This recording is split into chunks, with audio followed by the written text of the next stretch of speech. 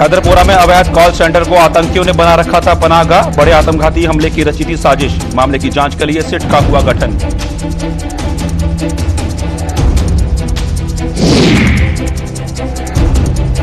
अब्दुल्ला और मुफ्ती परिवार पर जमकर बरसे चुग। चीन और पाकिस्तान का एजेंडा लागू करने का लगाया आरोप। कांग्रेस पार्टी से भी मांगा पाई का हिसाब।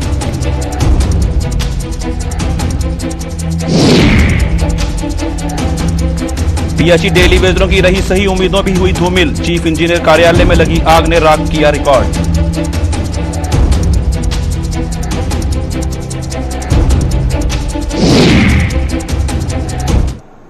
नमस्कार, जम्मू कश्मीर की खास खबरों में आपका स्वागत है। मैं हूं साहिल केरनी। चलिए शुरुआत करते हैं खबरों की।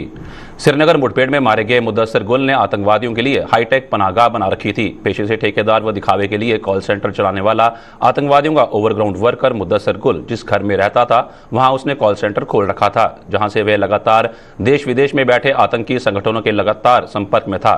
गनीमत यह है कि सुरक्षा बलों को समय रहते इस ठिकाने के बारे में पता चल गया, और नहीं तो ये आतंकवादी आने वाले दिनों में श्रीनगर में एक बहुत बड़े आतंकवादी हमले की फिराक में था। मुठभेड़ में 4 लोग मारे गए हैं, जिनमें एक पाकिस्तानी समेत 2 आतंकी, मकान मालिक अल्ताफ अहमद व किराएदार मुदस्सर अहमद शामिल है। इस बात का खुलासा आईजीपी कश्मीर विजय कुमार ने किया। उन्होंने कहा कि मुठभेड़ के बाद मुदस्सर के कमरे में ली गई तलाशी में ऐसे कई सबूत मिले हैं जिससे इस साजिश का पता चलता है। डीआईजी की अध्यक्षता में गठित एक सिट हैदरपुरा में स्थित इस हाईटेक ठिकाने के तौर तरीकों की जांच करेगी।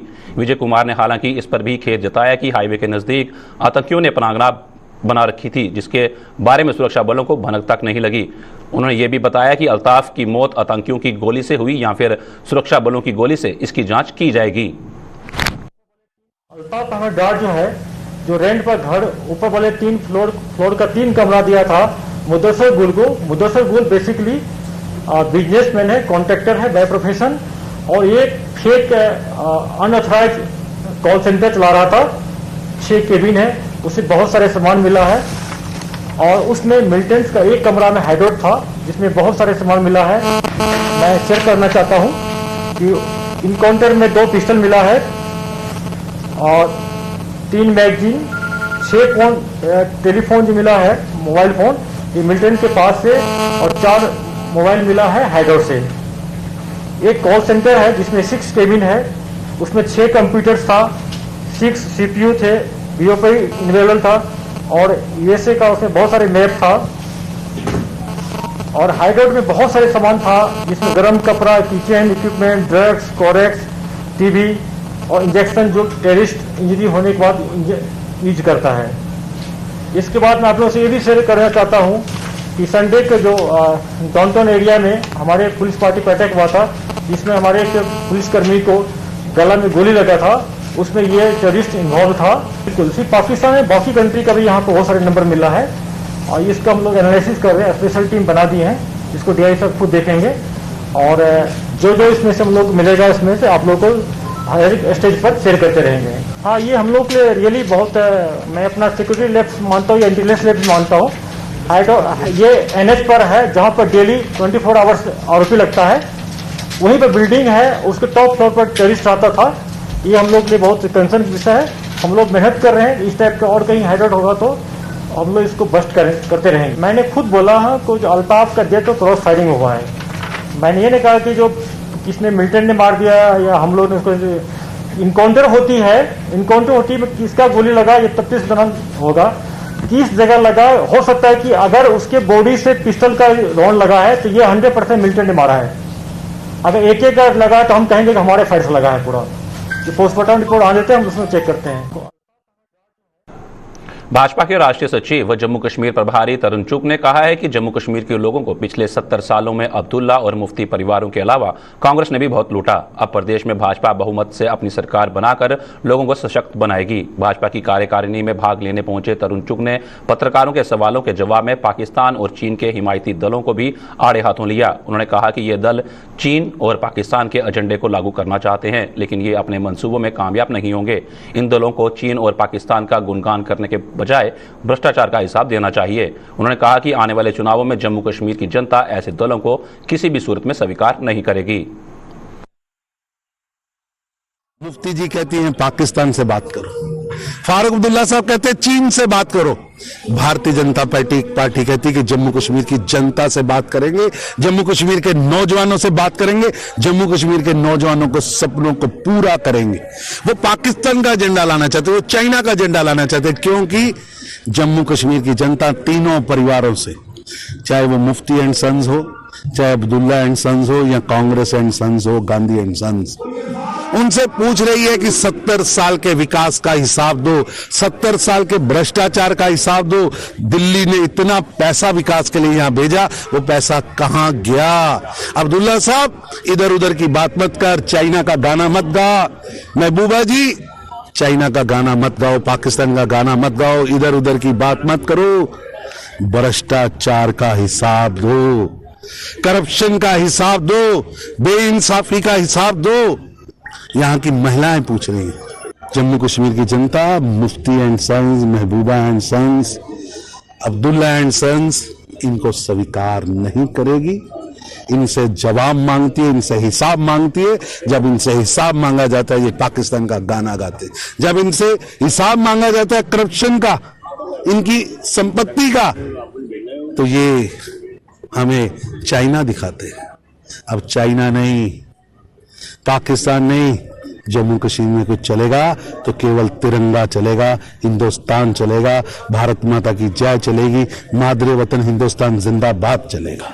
हर आदमी के मन में उमंग है, तरंग है कि बहुतों को उन्होंने मौका दिया, सब असफल रहे। अब जांचा परखा खरा नेतृत्व जम्मू कश्मीर को चाहिए, जांचा परखा खरा नेतृत्व, नरेंद्र मोदी का नेतृत्व। इसी मंत्र को हम लेकर आगे जाएंगे। विकास की गाथा, सबका साथ, सबका विकास और सबका विश्वास जीतेंगे और जम्मू कश्मीर में भारतीय जनता पार्टी की पहली सरकार बनाएंगे। जम्मू के बीसी रोड स्थित पीएचई चीफ इंजीनियर कार्यालय में आज संदिग्ध परिस्थितियों में लगी आग ने कई सवाल खड़े कर दिए।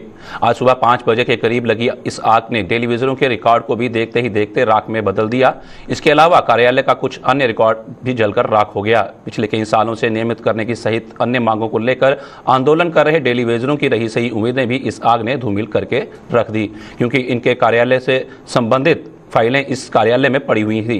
फिलहाल आग लगने के कारणों को शॉर्ट सर्किट बताया जा रहा है और पुलिस ने मामला दर्ज कर अपनी तफ्तीश शुरू कर दी है।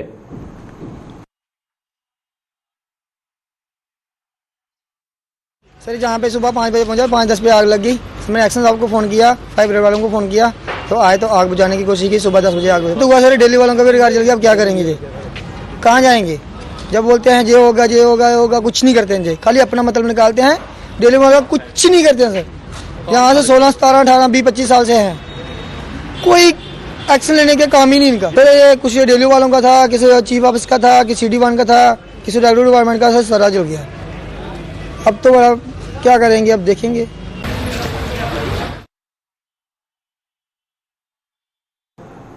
साल 2011 में कुपवाड़ा में आतंकियों से लोहा लेते शहीद हुए लेफ्टिनेंट सुशील खजूरिया को आज उनके शहीदी दिवस के उपलक्ष्य पर श्रद्धांजलि दी गई। सुशील खजूरिया जम्मू के मौलाना आजाद मेमोरियल कॉलेज के छात्र व एनसीसी कैडेट थे, जहां आज उन्हें कॉलेज के एनसीसी विंग सहित पुलिस विभाग के अधिकारियों ने भावभीनी श्रद्धांजलि दी। इस मौके पर शहीद के परिजनों को भी विशेष तौर पर आमंत्रित किया गया था। शहीद सुशील खजूरिया के अदम्य साहस के चलते उन्हें मरणोपरांत कीर्ति चक्र से नवाजा गया था।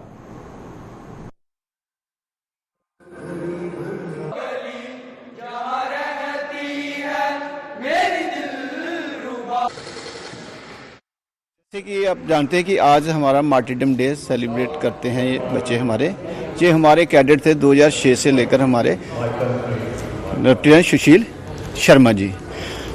तो इन्होंने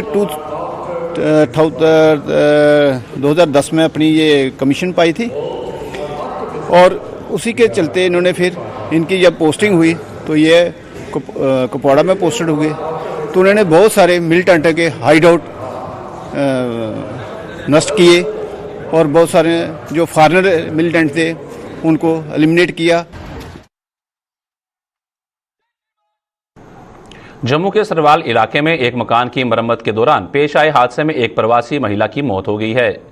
आज सुबह श्रमिकों ने काम पर पहुंचकर बीम डालने का काम शुरू किया था कि अचानक गैलरी का एक हिस्सा भरभराकर गिर गया, जिसमें एक महिला श्रमिक को अपनी जान गंवानी पड़ी। पुलिस ने मामला दर्ज कर इस हादसे के कारणों की जांच शुरू कर दी है।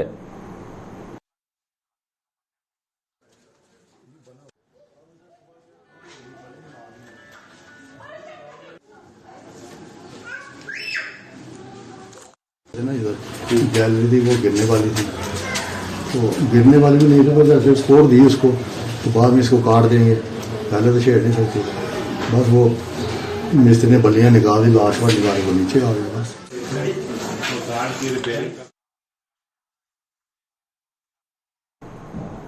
कांग्रेस नेता मणिशंकर अय्यर के बयान ने विवादों में घिरी कांग्रेस के लिए आग में घी का काम किया है। मुगलों द्वारा देश में कभी भी धर्म के नाम पर अत्याचार न करने संबंधी विवादित बयान दिए जाने पर अय्यर अपने और कांग्रेस पार्टी की जमकर फजीहत करवा रहे हैं।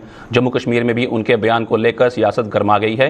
भाजपा और यहां तक कि नेशनल कॉन्फ्रेंस के नेताओं ने भी अय्यर के बयान की कड़ी निंदा की है, जबकि प्रदेश कांग्रेस अपनी पार्टी के नेता का बचाव करते हुए मुगलों के कसीदे पढ़ रहे हैं।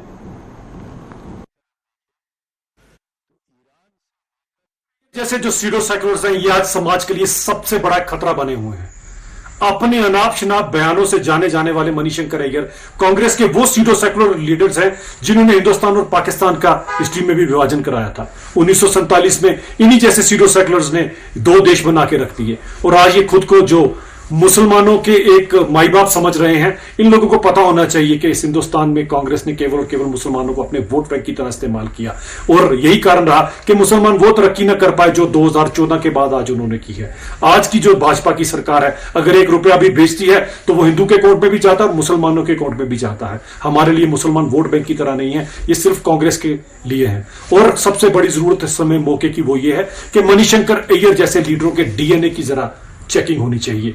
ये है कौन सी प्रजाति के हैं, क्या हिंदू हैं क्या मुसलमान है? सीजनल हिंदू तो ये वक्तन फवक्तन बनते रहते हैं, लेकिन इनकी असली प्रजाति का सबको पता होना चाहिए, क्योंकि ऐसे लोग समाज के लिए एक बहुत बड़ा खतरा है। जिनके बारे में जो है वो कहा जाता है कि उन्होंने जुल्म किया, और उस दौरान सिख गुरुओं ने भी और कत्ल हुआ, उसकी हम जो है भर्त्सना करते हैं कि उस वक्त जो है उन्होंने जजिया लगाया। खुद शासक जो है उनके बारे में जरूर हम जानते हैं कि उनका शासन जो है वो निष्पक्ष नहीं था, और इसलिए वो जो है उनका क्या इतिहास जाना जाता है। इसलिए यहाँ तक मेरी जानकारी है इतिहास की, मैं ये कह सकता हूँ कि ज्यादातर शासक, और ये भी इतिहास है कि जहांगीर के दौर में, उसके बाद जब जहांगीर आए तो जो 6ठी बादशाही जो है सिख गुरु है, गुरु हरगोविंद सिंह, वो मेरे इलाके नौशहरा जंगल से होकर के उनका गुरुद्वारा है नौशहरा में। जहांगीर मुगल सराय में रहते थे, लेकिन उसके साथ उनका खेमा जो है वो साथ चला। जो मणिशंकर अय्यर जी हैं, ये हमेशा विवादित बयान देते हैं और हमेशा प्रो पाकिस्तान बयान देते हैं।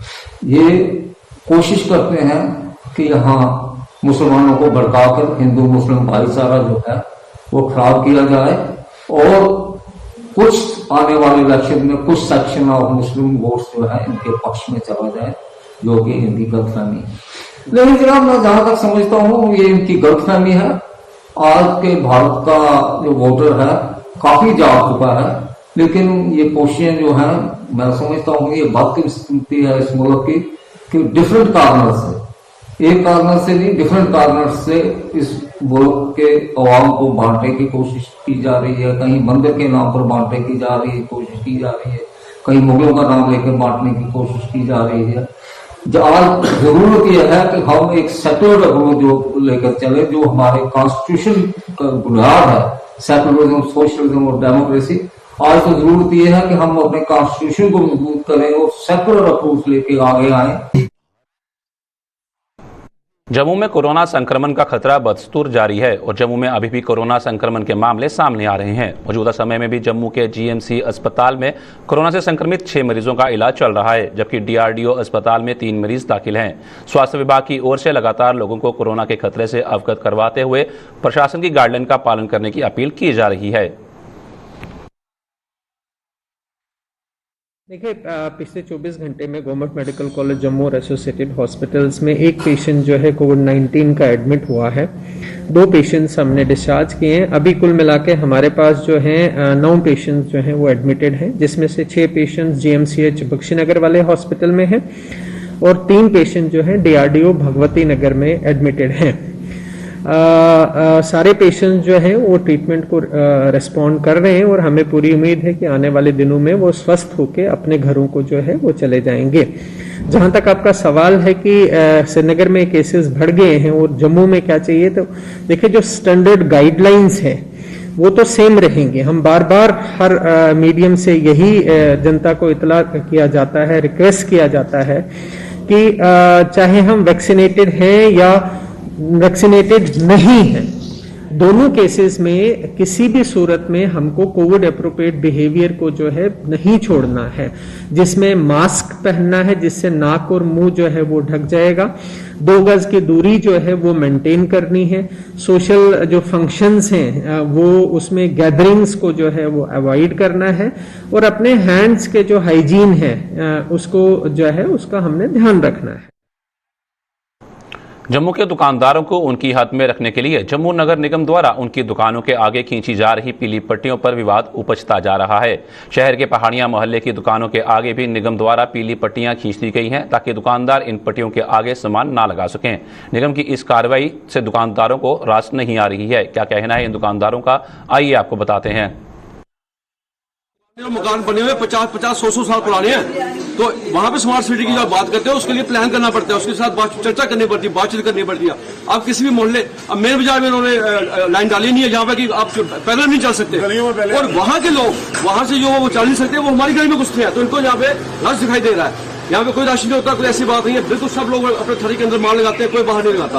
आप कुछ होलसेलर है, उनका माल आता है, उनको टाइम लगता है अंदर माल रखने में, उसके लिए तो इनको गुंजाइश देनी चाहिए। कल भी यही बात हुई थी, लेकिन ये गलत है।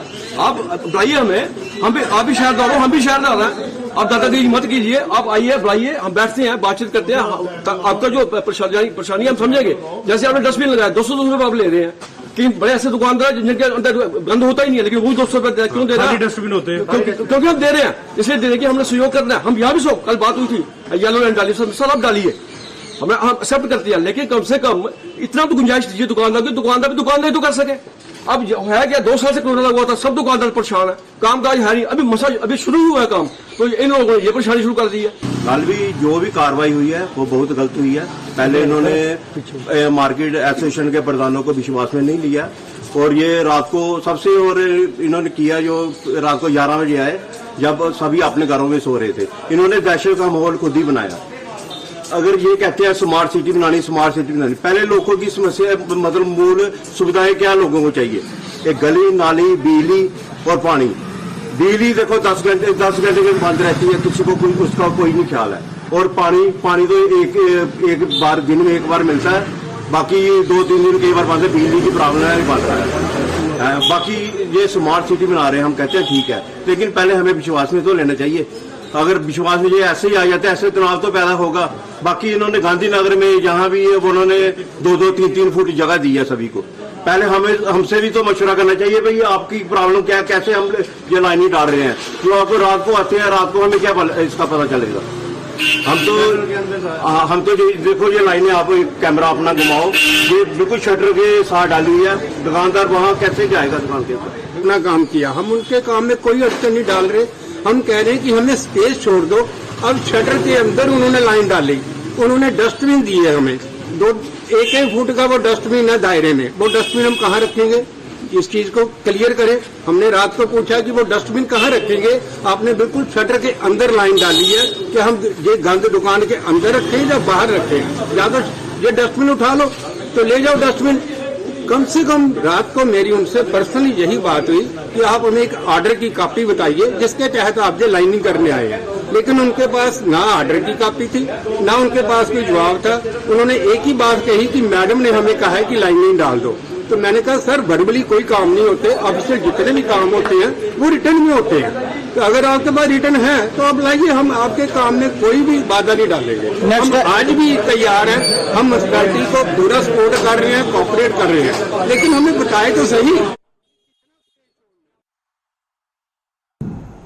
बढ़ती महंगाई और बेरोजगारी को लेकर पैंथर्स पार्टी ने सरकार के खिलाफ मोर्चा खोल दिया है। पैंथर्स पार्टी ने इन दोनों मुद्दों को लेकर जम्मू में आज सरकार के खिलाफ जोरदार प्रदर्शन किया। प्रदर्शन की अगुवाई कर रहे पार्टी के चेयरमैन हर्षदेव सिंह ने भाजपा पर निशाना साधते हुए कहा कि चुनावों के समय भाजपा ने लोगों से महंगाई खत्म करने और हर वर्ष 2 करोड़ लोगों को रोजगार देने का वादा किया था, लेकिन सत्ता में आकर भाजपा ने लोगों को रोजगार देने के बजाय उन्हें बेरोजगार कर दिया और तो और महंगाई खत्म करने के बजाय इसे आसमान पर पहुंचा दिया।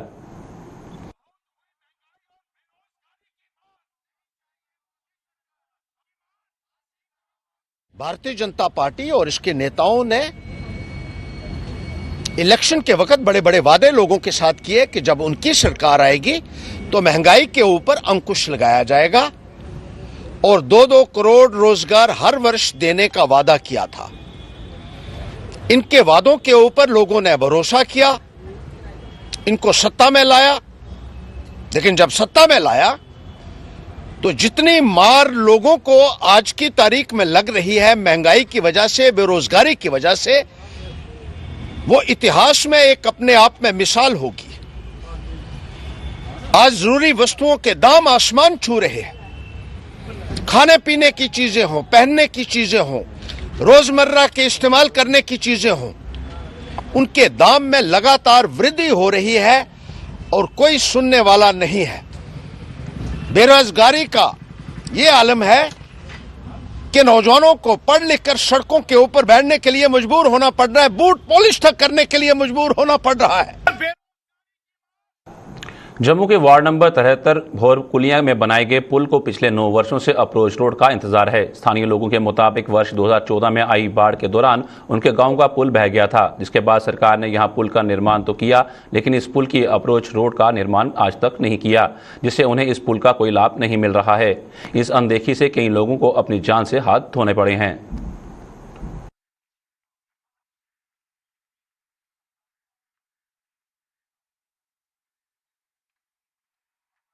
सर ये पुल जोड़ा है डैमेज होया है, ये 2014 जो फ्लैश फ्लड आया ही 2013 सॉरी सर 2013 फ्लैश फ्लड आया, उसलिए डैमेज होया हा। उदे रिसेंटली असें लोकें भल्ला साहब को अप्रोच की, भल्ला साहब साढ़े MLA हैं तो उन्हें उन्हें को अप्रोच की, उन्हें सानू नवा पुल दिता। 2013 च इनोग्रेशन सर पत्थर रखोए दा, पर थोड़े सामने सर बने दा ढांचा, ये पुल दिख लो सर 2013 तो लेइए अज 8-9 साल हुई है ये लोगों की सफर करा रहे। ये पुल की डिपार्टमेंट की क्या सर, इस गवर्नमेंट जी पिछली गवर्नमेंट नहीं है, इसकी नेगलीजेंसी देख लो। इन्हें ये काम दी सिर्फ अप्रोच रोटा सर, पुल पूरा ब्रिज पूरा तैयार हो रहा, गवर्नमेंट के किन्ने फंड्स लगे रहे हैं, ना तो कोई एडमिनिस्ट्रेशन का बंदा सुध लैंदा ते ना कोई साढ़े जेडे चुने दे पिछले सरकारें जेडे मंत्री MLA ले ना कुछ ने उस ली। सर मैं तुसें एक थोड़ा जिहा पिछे जाना चाहिए, ये पुल की वजह कन्नै सर साढ़े एरिया 5 मौतां हो चुकी हैं सर। एड़ा पुल डैमेज है क्योंकि लोग जिले सर राती कोई बुजुर्ग चाहे कोई गलती कन्नै टपदा है वो बिच नाले डिग्गी पौंदा, 5 मौतां होईयां। एक साढ़े सरदार PDD डिपार्टमेंट च जम्मू कश्मीर कृषि विभाग द्वारा शुरू किया गया फलदार पौधारोपण अभियान जारी है। इस अभियान के तहत RSपुरा ब्लॉक के गांव कादियाल ब्राह्मणा में विशेष अभियान चलाया गया, जिसमें कृषि विभाग के निदेशक KK शर्मा और मुख्य कृषि अधिकारी जम्मू सरबजीत सिंह ने फलदार पौधे लगाए। इस मौके पर KK शर्मा ने बताया कि विभाग ने मानसून के दौरान इस विशेष अभियान की शुरुआत की थी और पूरे प्रदेश में 25 लाख फलदार पौधे लगाने का लक्ष्य निर्धारित किया था। इस अभियान का उद्देश्य किसानों को परंपरागत खेती के साथ साथ बागवानी के साथ जोड़ना है। को ये बताना चाहता हूँ कि ये प्लांटेशन ड्राइव जो है ये पूरे जम्मू डिवीज़न के 10 डिस्ट्रिक्ट्स में हमारा प्लांटेशन ड्राइव स्टार्ट हुआ था रेनी सीजन से, मानसून से। तो हमारा टारगेट था कि 25 लाख प्लांट्स जो हैं, अलग अलग फ्रूट प्लांट्स जो हैं वो लगाए जाएंगे, वो प्लेन एरिया के, हिली एरियाज़ के और ऊपर बर्फ़ वाला इलाका जो है वहाँ पर। तो 25 लाख प्लांट हमने, हमारा इस साल का टारगेट है ये लगाने का। इसी क्योंकि आज जो है 14 नवंबर है, बाल दिवस है, बाल दिवस के अवसर पर हमने ये प्लांटेशन ड्राइव को और थोड़ा फोकस किया, इसको और बढ़ा रहे हैं आगे चल के। और यहाँ पर हम सिट्रस प्लांट में खासकर जो नींबू जाति है, नींबू जाति के हाई डेंसिटी प्लांटेशन जो है इसकी कर रहे हैं। इसका एक ही हमारा मोटिव ये है कि अगर फार्मर की इनकम डबल करनी है तो फार्मर की इनकम डबल 2 तरीके से, एक ही तरीके से हो सकती है, वो इंटीग्रेटेड फार्मिंग को अगर हम प्रमोट करें। इंटीग्रेटेड फार्मिंग को मैं देसी लैंग्वेज में इस तरह से बोल सकता हूँ कि पशु खेती का जब हम बिजनेस करेंगे तो वो इंटीग्रेटेड फार्मिंग है। पशुधन को भी साथ में रखें, खेती भी करें और खेती में वो फसलें उगाएं जो हाई इनकम में आती हैं। हाई इनकम में हार्टिकल्चर जो है वो हाई इनकम ग्रुप में है, vegetable cultivation high income group में है। जम्मू कश्मीर की खास खबरों में फिलहाल इतना ही। दीजिए इजाजत, नमस्कार।